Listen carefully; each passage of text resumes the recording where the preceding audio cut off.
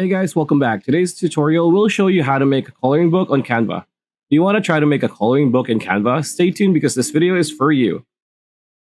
Alright, so laptop, PC, Mac, open your browser and go to canva.com in this. If you're on mobile, open your Canva app, same thing, right?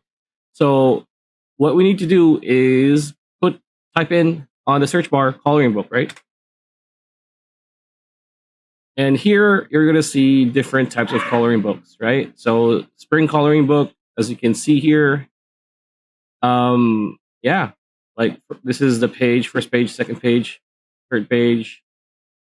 And you could easily change these if you have PNGs of black and white art.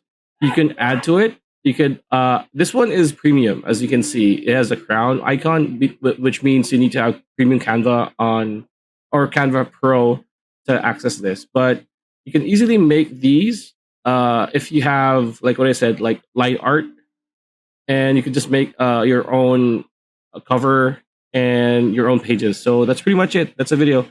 Hope it helped. Like, comment, share, subscribe, ring that bell icon, and we'll see you on the next video.